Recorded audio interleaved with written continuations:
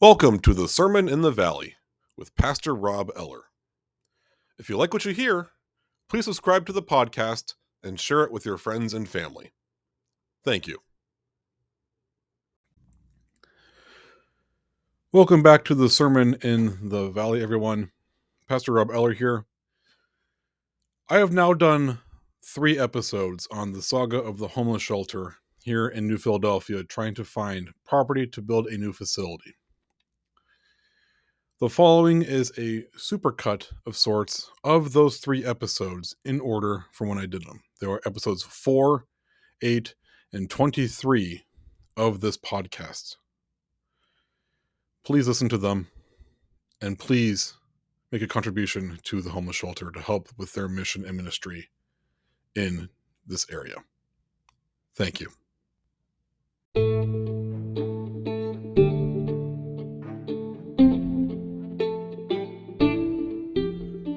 Welcome back, everyone, to the Sermon on the Plain with Pastor Rob.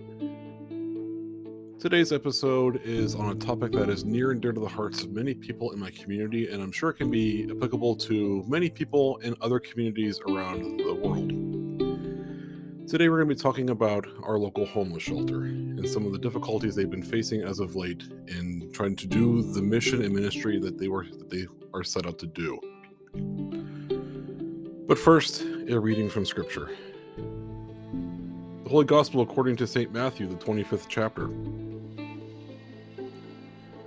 Then the king will say to those at his right hand, "Come, you that are blessed by my Father, inherit the kingdom prepared for you from the foundation of the world. For I was hungry, and you gave me food.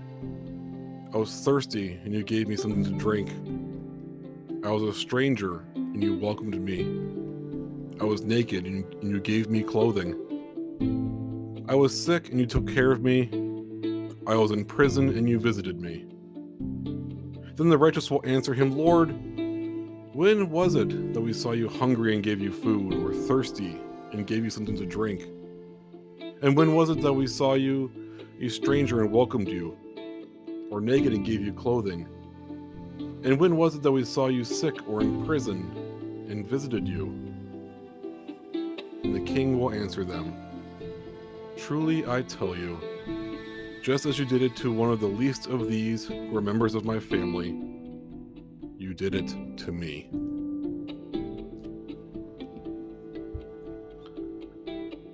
Those verses that I just read are very well known, not just in church, but in the world in general.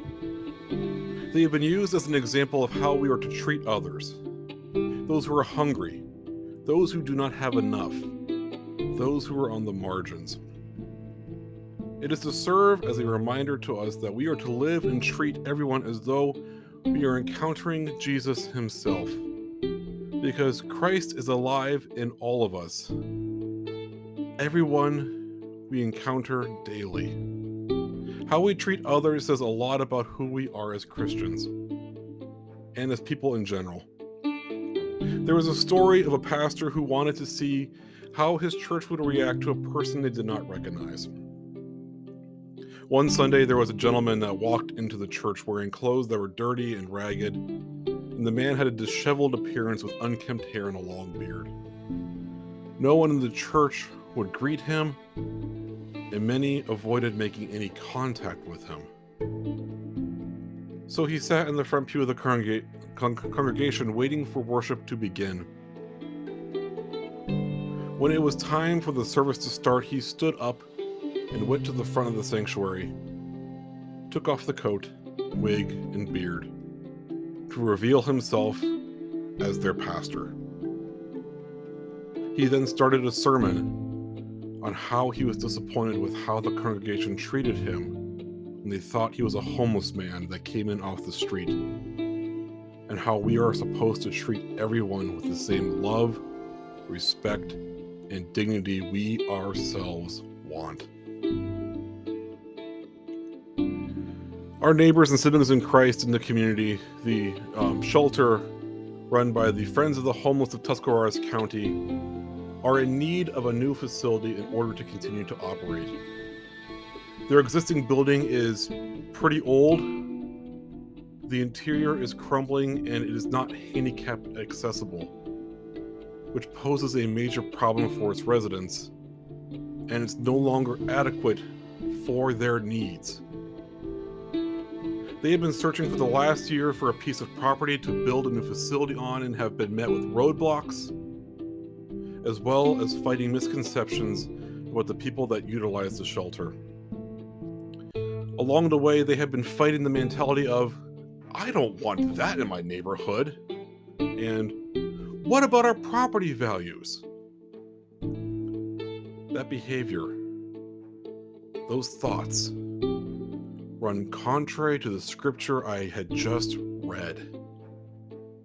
When we place our personal interests ahead of the interests of caring for others, we are acting selfish and unchristlike. Let me be clear. The residents of the shelter are people, just like you and I, and should be treated with the same respect and dignity that we wish to receive ourselves.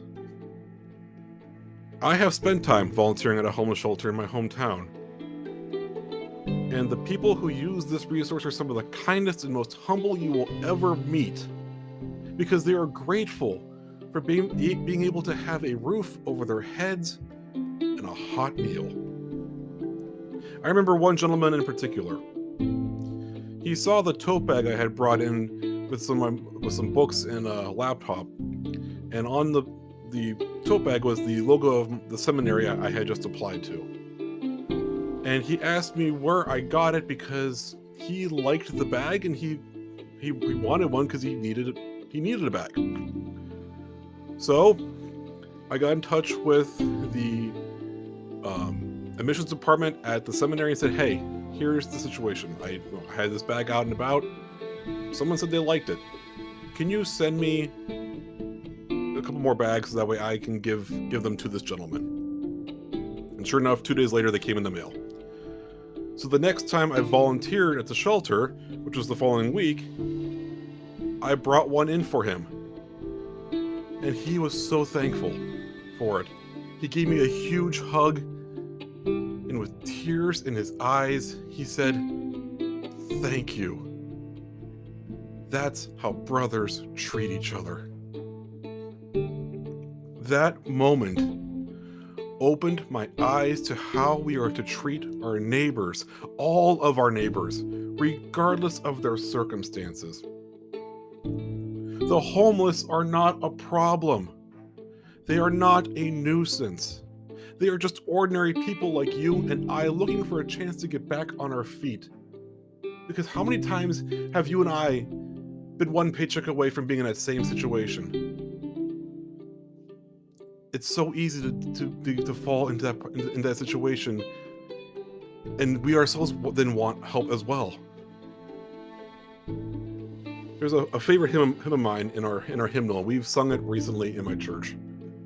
It's called Christ Be Our Light. The fourth verse of it is, longing for shelter, many are homeless.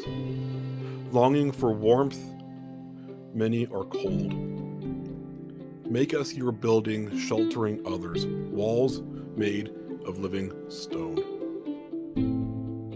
We need to stand in solidarity with the Friends of the Homeless of Tuscarawas County as they do work for the poor, the maligned, and the homeless. We need to be the voice they need and advocate on their behalf. It is our Christian duty to serve our neighbors in need, and they are definitely in need right now.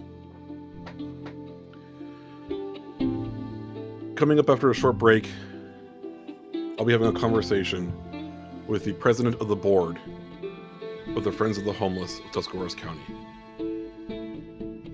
Please stay with us.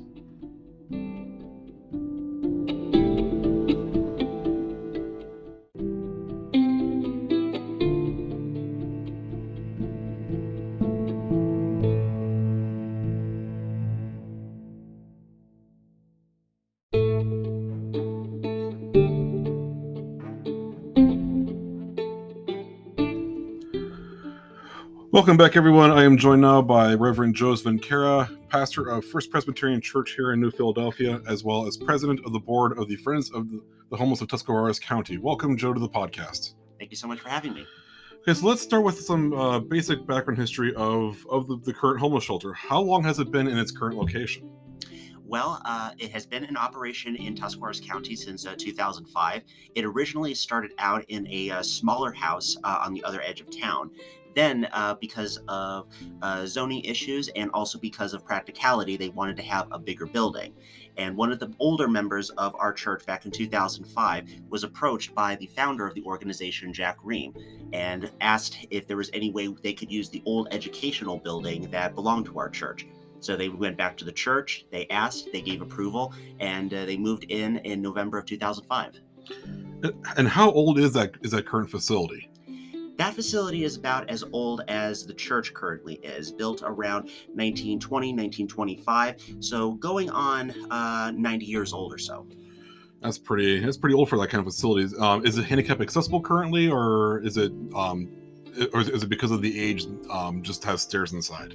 It just has stairs inside. Just because of when it was built, there was no consideration for any kind of handicap accessibility. Okay, so that is currently a problem with the facility. Having no handicap access does pose a problem, correct? It poses a big problem because it is a 3-story building. There is no way to be able to get up to the upper levels or even to get into the actual building itself. When they moved in, they actually had to build a wooden ramp to the front door so people with mobility issues could actually get into the building. Okay, and who all does this facility serve? Like, is it just for the county? Is it beyond Tuscarawas County? Where does it serve? Well, right now, we primarily give focus to Tuscarawas County residents.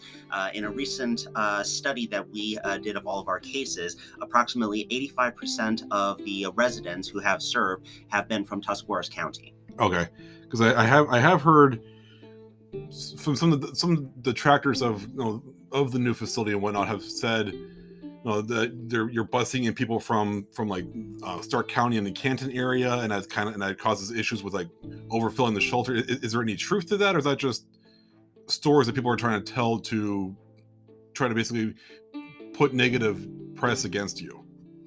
Well, as I said before, we try to give primary access to Tuscarawas County residents. Okay. We don't bus people in. We don't take other people from Stark County or otherwise, because we don't want to take away from the homeless shelters that are actually inside of Stark County. We don't want to poach their residents, poach their clientele. Every once in a while, we may have one person that may need to be brought in for extraordinary reasons, but that's always the exception, never the rule. Okay. And not to use the term success rate, but like what percentage of your residents end up back on their feet in a short amount of time and able to find more permanent housing? Well, we also work through the State of Ohio Development Office, and they have a preset goal of homeless shelters in the state of Ohio for how many people should be helped and the level that they should be brought into in order to go into affordable housing. That number is approximately 40%. In 2022, we met that goal by 41%, and in the year prior to that, we met it for 47%. Okay. So, obviously, you need a new facility. Your current building is 90 to 100 years old. It is crumbling inside. It is falling apart. What has stood in your way primarily of trying to find an area for a new facility? Well, the area for the new facility is, first we needed to find available land in the area. We predict, because of how we worked out the spacing issues, the square footage for the building, that we need approximately 3 to 4 acres in order to be able to build a successful building on 1 story. And that's what we want in order to bring down the production costs, bring down the construction costs of having to put in an elevator or anything. Number 2 has been the zoning laws in New Philadelphia, which quite honestly, they were designed and they were drafted in a time when a homeless shelter was not conceivable for the county or for the city. So we are just not listed under any kind of possibility. Okay. So if the stalling continues to happen, if you continue to not be able to find a suitable piece of land, or the zoning laws continue to stand in your way of being able to purchase and build on land, what then happens to the shelter? I mean, obviously the building is going to be expensive to maintain. It is, as I said, it is not in the best shape. Long term, if you can't find suitable land to build on, or if you're not able to purchase land to build on, what then happens?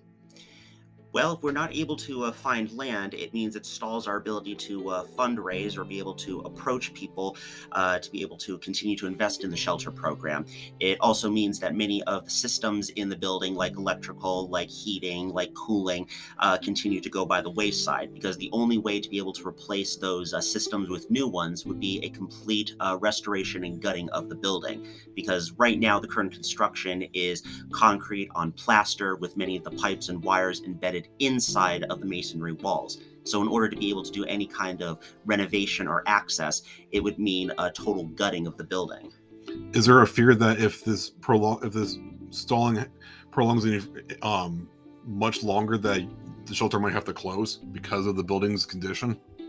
We are hopeful that we would be able to find alternates in order to alleviate anything like that. We are primarily interested in helping the less fortunate of Tuscarawas County, and we have a staff, we have an executive director, we have a board that is very dedicated to finding solutions to any of these problems in whatever form. It's just a matter of doing so in a way that is going to be the easiest for us and will allow the staff to do what they're supposed to do without any obstacle. Okay. And final question for you. How important is this shelter to the community as a whole? I think it is very important to the community as a whole, because it just brings to mind the people, the citizens of our county that are just less fortunate, that have been going through hard times, that have issues, they have problems, and just allows us to be more considerate of maybe the issues that are not necessarily brought to light because they're not as pretty or they're not as fun to talk about. Also, because the shelter has sort of become a nexus in the community for where all the social service agencies can interact. Because before, we had all your separate social service agencies, the right hand didn't necessarily know what the left hand was doing. And so we came in and sort of bridged the gap. So now we're kind of like that connection point, which everyone can come together in order to figure out individual needs, program needs, as well as anything else that may stand out to the community. Is there anything else about the shelter you'd like to get out to the public, so that like any kind of public awareness you want for the shelter? Anything else you want to say about any of this?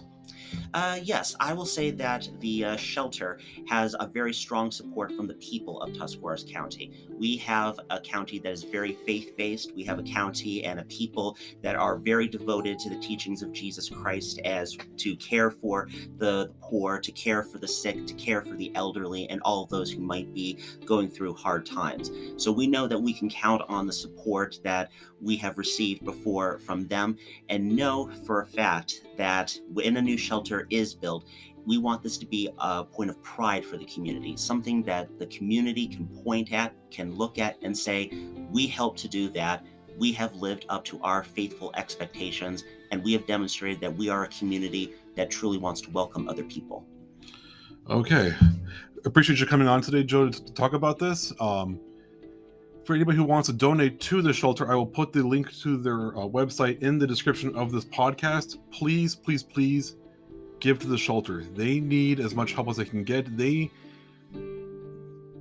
is a worthwhile cause, and they do a lot of work for this community. So I urge all of you who are out there listening to please donate to the Friends of the Homeless of Tuscarawas County. This has been Pastor Rob Eller with the Sermon in the Valley. Everyone have a blessed day. Thank you.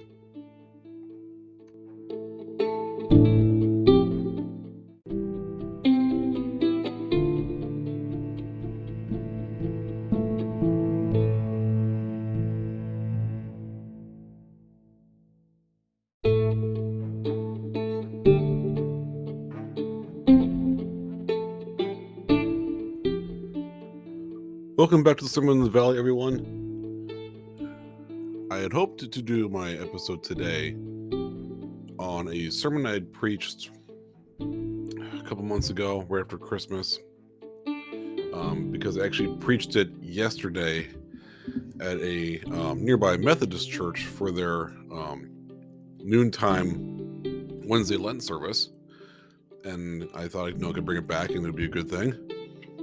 But that'll have to wait for another time. Because here we are again, talking about the local homeless shelter. I had just done an episode on this 2 weeks ago, where I interviewed the president of their board of directors, and talking about how they're trying to find a new facility. And things were looking good. We had, after that conversation that he and I had, we thought, okay, yes, there's some concerns, but nothing that can't be addressed. And it seems to be heading in the right direction. Until this past Monday, when there was a meeting of the Zoning and Annexation Committee of the City Council. And once again, the plan was shot down. A reminder of, here's the verse, here's the Bible verse I had used as part of that episode. It comes from the Gospel of Matthew, and it's from the Judgment of the Nations. Truly I tell you, just as you did it to one of the least of these who are members of my family, you did it to me. How we treat everyone is a reflection of how we would treat Jesus. And this is a very poor reflection on how we would treat Jesus, the way we are treating the homeless here in Tuscarawas County. I am ashamed and appalled by what I read in the news article the following day. It's once again come down to, we like the idea of the shelter, we just don't want you to have it anywhere, near us. And I am so tired of that argument being made, because it dehumanizes those who are homeless. It makes them seem less than a person, and when they're not, they're just like you and I. They're in a poor circumstance. They're trying to get a leg up and get back on their feet, and the shelter is the way they do that. And we are treating them so horribly. Now, mind you, there were some legitimate concerns about where this new proposed site was. It isn't a floodplain right off a creek, and I get that. I understand their concerns. The shelter was ready to address those concerns. They'd have to get flood insurance. They'd have to do some mandatory drain work. They were prepared to deal with that. But that wasn't the reason why it was denied. It was outrage from the neighborhood. It was outrage over, we don't want those people in our neighborhood. We don't want those criminals. We don't want those dangerous people near us. And let me tell you, the homeless are not criminals. They're not dangerous. They're just like you and I. But that was their excuse. And what's even more appalling is that one of the loudest critics from that neighborhood was a church. That's right, a church whose property would be right up against the property that the homeless shelter was trying to acquire.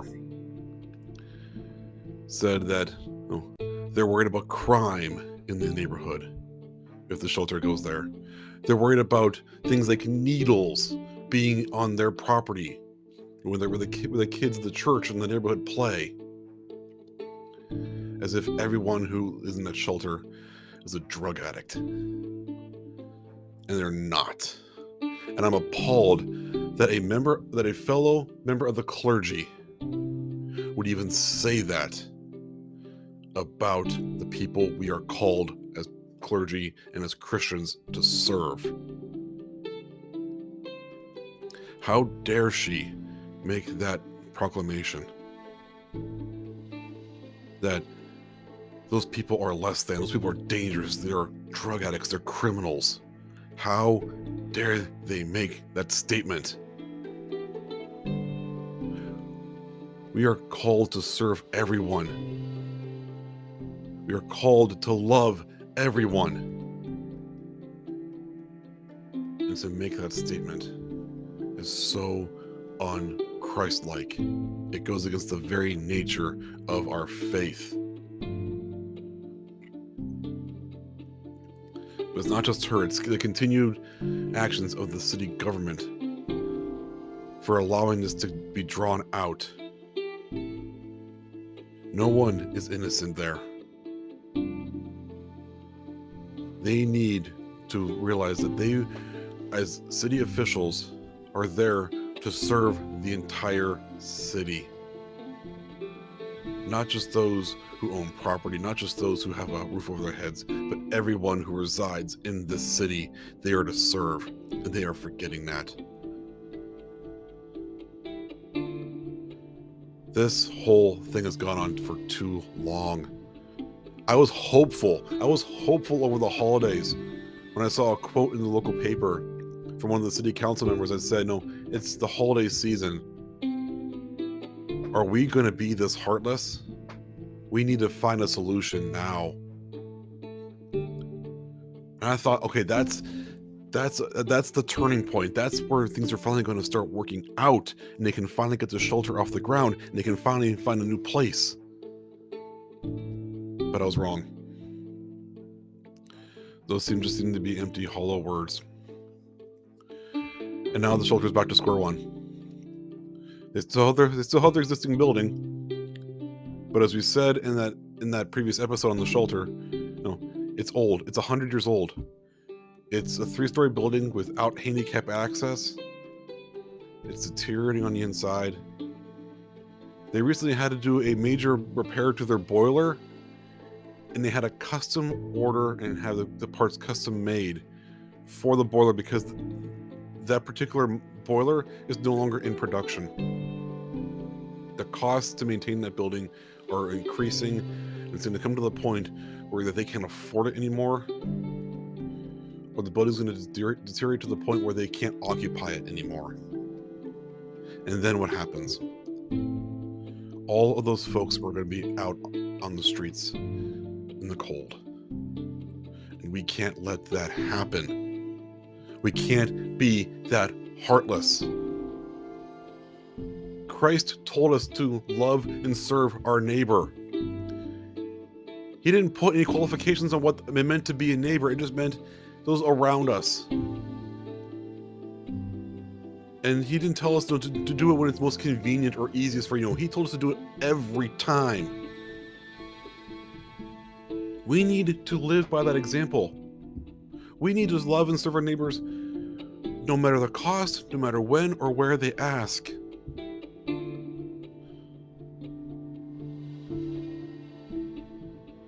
So what happens next for the shelter? Well, as the board president alluded to in that last episode, you may have to look further outside the city limits. But with that comes added costs. First of all, trying to find something further out, away from a residential area, poses there comes the added cost of potentially having to do utility hookups. Electric won't be as difficult. Water is the main concern. And then there's the factor of it being so far away from the city center, they're gonna have to find some way to transport all those residents into the city to be able to access social services and then get them back to the shelter in the evening. That's just not economically feasible. It's just not.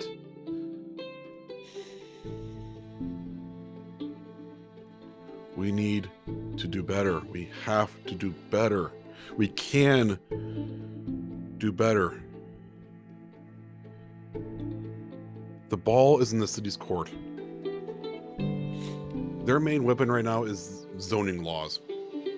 That is the main way they have been continuously stonewalling this project. Our zoning laws here are so outdated that there is no provision in the existing laws for a homeless shelter. And every time the organization tries to get any kind of clarification, they get no answers. They're a 501c3 nonprofit, so by that nature, they should be able to get a building or land in the area zoned business. City denies that. Okay, fine. People live there, so it should be considered a multi-family residence. So it should be allowed to go in an area zoned residential. The city won't allow that. But in the process, they won't clarify the existing zoning laws, or give them a variance that says, okay, this is where you can go. They're using this. That is their main tactic, and I fear they're just going to continue to drag their feet further and further on this. Are there other properties around the area that you could get? Sure. But no matter where they go, they're going to face obstacles, and I don't think they're going to get the help they need from those in power. This is where all of you come into play. Donate to the shelter. I'll once again put the link to the shelter website in the description for this episode. You can go to their website, you can find out how to donate. Write letters in support to them, to the city government here. If you're a local, go to the meetings. Stand up and be a voice for them.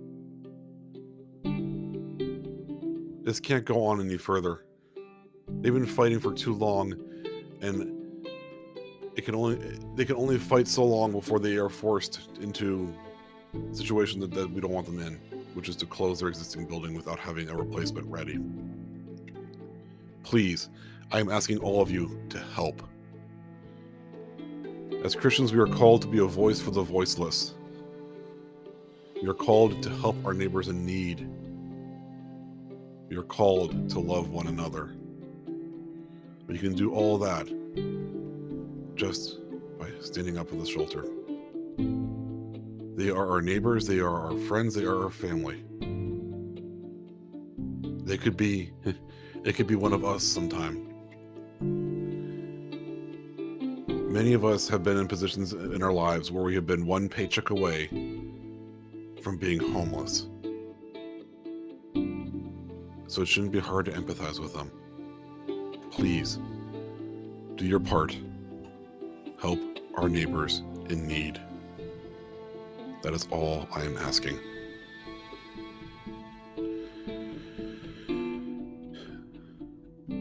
Once again, if you like what you hear, please subscribe to the podcast. Share with your friends and family, especially this episode. Please share this episode with your friends and family. God's blessings on all of you, and have a good day.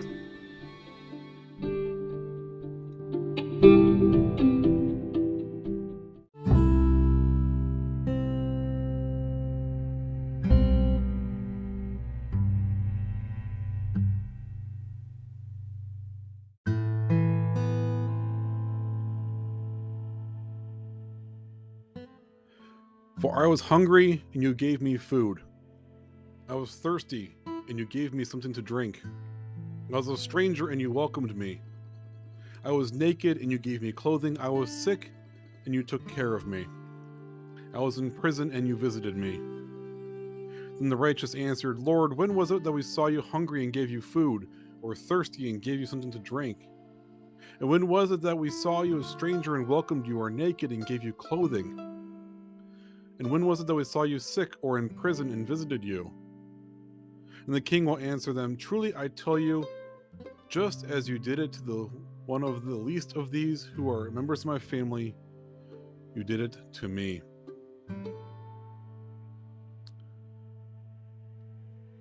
If that sounds familiar, I've used that in a couple different episodes previously. It's been a couple months actually since I last used it.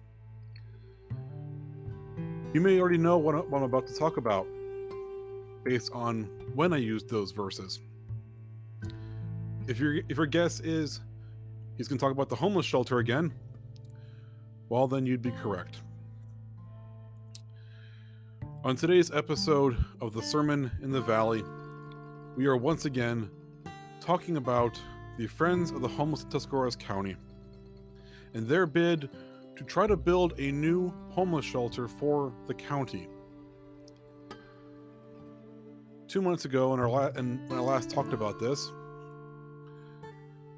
there was a community meeting, and the city government rejected their bid to build on a piece of property that was located near a creek along a floodplain. the community leaders had, neighborhood people were against it, even though the school district was for it, and a local church had even come out against it. And when I read that, I was appalled to see that someone who was considered a colleague of mine, though I'd never met this person, this member of the clergy, had come out against this shelter. Well, it's been 2 months. And in those 2 months, the shelter found their 5th piece of property to try to pursue. It was further out from away from the city. It was just towards the city limits in an area that used to be a drive-in movie theater. There are some concerns with the property with having to have utility hookups and all that, but it seemed like a good piece of property. A little far from the city, a little far from the social services needed, but I'm sure the shelter could find a way to rectify that through transportation. Well, this week, the city government of New Philadelphia has once again rejected their bid for to build on that land. The 5th time. The 5th time the city has said, no, we are not going to grant you the variance needed to build that. We are not going to approve of that shelter in that area. I'm getting tired of this. I am getting so tired of seeing that. I'm sure some of you who listen to me are probably getting tired of me talking about it. But if you're like me, you're getting tired of seeing it as well. Because that is not how we treat our neighbors. The central theme of the Gospels has been love one another. That phrase is used over a dozen times throughout the New Testament. Jesus' great commandment to us was to love our neighbor as ourselves. That is not showing neighborly love. That is not showing neighborly love. They can give all kinds of platitudes. They can talk to their blue in the face, but they cannot justify those actions against our neighbors. The homeless are not a nuisance. They are people just like the rest of us. As I said before, many of us have been one paycheck away from being homeless ourselves. And until you're in that position, you don't quite understand the gravity of the situation. The kind of pain and frustration and anxiety you're under, trying to find a place to sleep, trying to find a roof over your head. Until you're in that situation, you don't understand it. But they are people just like the rest of us. They continue to hide behind this whole thing of, well, we're not going to rezone it. Here's the thing. Our zoning laws were written before homeless shelters were even conceived. So there is no zone for a shelter like that. No matter what area they go to find, they throw the zoning law back at them. They try to find a piece of property that's zoned commercial, because as a nonprofit, they should be able to operate in a commercial zone. They say no, because that'll stifle commercial growth. That won't create jobs. Okay, fine, they try a residential neighborhood, because as a shelter, they're technically a multi-family residence. But no, we won't grant you the variance to go into a residential neighborhood, because that would be bad for the neighborhood. They need to stop hiding behind the ambiguity of the zoning laws and just admit that they don't want to help the homeless in our area.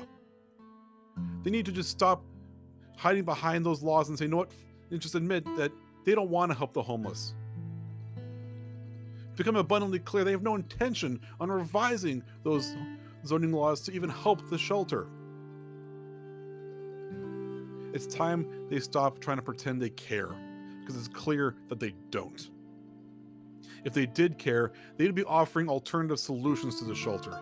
Realistic alternative solutions. Not the ones where they say, hey, here are some properties that are not even in our town or in our jurisdiction. Check those properties out. That's right. Months ago, when they were fighting for a piece of, when the shelter was trying to build on one of their early proposals, the city's response was to give them a list of 5 properties in our neighboring city, in Dover, that they thought, well, these will be suitable for you. They weren't even available or on the market. They weren't even close to being suitable for what the shelter needed. And when Dover city government found out about it, they were upset. Understandably so, because they weren't consulted on this. The city needs to either put up or shut up. I hate to be blunt, that's what's come down to. They act like they care, but it's clear that their actions say otherwise. The shelter just needs to build a new building. The homeless need a place to shelter in the evening. The homeless shelter offers so many vital services to our community. They aren't just a place for people to sleep at night and get a hot meal. They offer social services. They offer a way for people to find jobs, to get into rehab if they're facing drug issues. So many people have been helped by that mission and ministry, that to let it go, to just not help them succeed in the future, is going to do such irreparable damage to our community. People think that if we just get rid of the homeless shelter, the homeless will go away. That's not how it works. Just because there's no shelter doesn't mean there's not going to be any homeless people, or people that are homeless, I should say. What happens is they end up on the streets, and then it becomes a bigger problem. They need a place to find rest and to find help. That shelter is how they do it. Once again, in the description for this episode, I will have a link for you to donate to the shelter. I implore all of you who listen to this to call the city government, talk to your local city council rep, implore them to find a meaningful solution to this. And if they aren't willing to just admit that they don't want to help, and then to get out of the way and let the shelter pursue elsewhere. It breaks my heart seeing this constant story in the news. The shelter finds a piece of property. They do some planning work to figure out, okay, how can we make this work? Take it to the city, and the city says no. It's been months.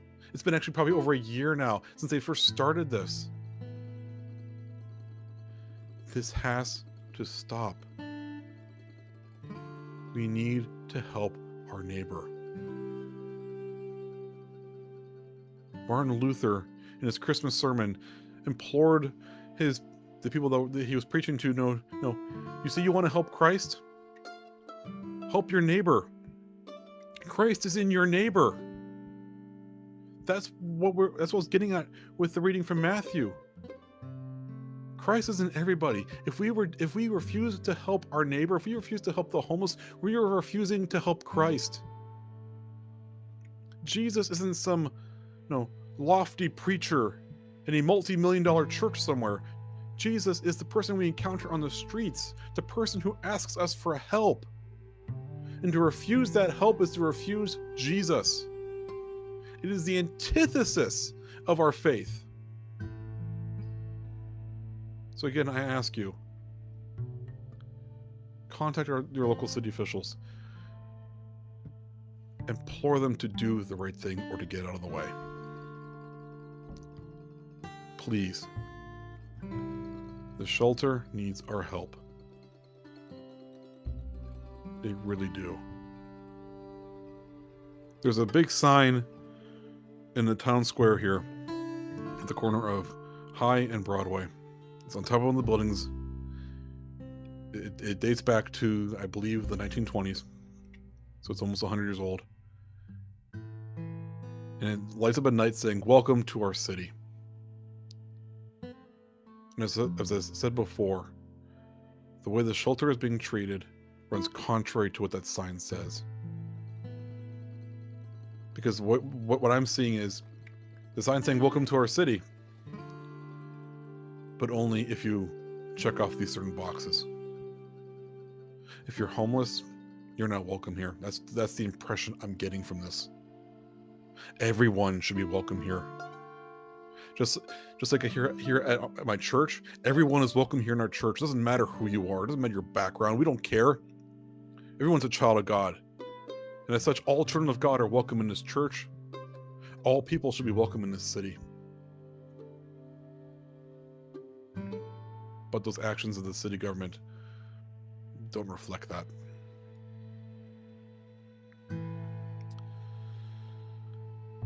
I wish I had a happier episode today for all of you. But maybe I will next week. Once again, thank you for listening to me ramble on here about this topic that's really near and dear to my heart. If you like what you hear, make sure you subscribe to the podcast.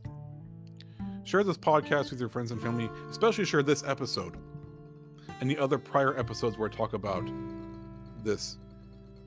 I believe it's episodes 4 and episodes 8 are the other episodes I talk about the shelter.